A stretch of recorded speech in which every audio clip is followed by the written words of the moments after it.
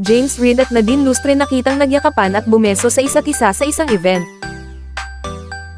Mukhang maayos naman ang dating celebrity couple na sina Nadine Lustre at James Reid, 3 taon matapos silang maghiwalay. Nakita silang magkasama sa isang brand event sa Makati City, na nagpapakitang tila silang dalawa ay close na close pa rin.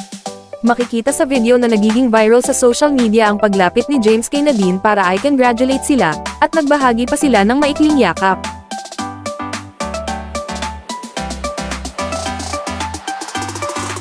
Sa ibang video, makikitang dumalo sa okasyon sina Liza Soberano at host ng show na si Team Yap.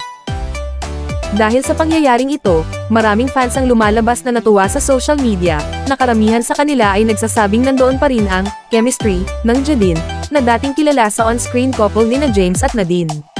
Isang fan gamit ang X account, ibinahagi niya ang viral video at sinabing, "As a Jadine fan ako sa ngiti ni Ann nung nakita niya si James at Nadine na magbebeso sa isa't isa." Post ng isang netizen, "Won't lie, the chemistry is there." James Reid and Nadine Lustre at Gucci flagship store in Greenbelt 4. Lahad ng isa pang fan, ba't ganon? May divorce parents. Magugunitang 4 years nang maging magjowa sina Nadine at James, bago kumpirmahin ang kanilang paghihiwalay noong January 2020.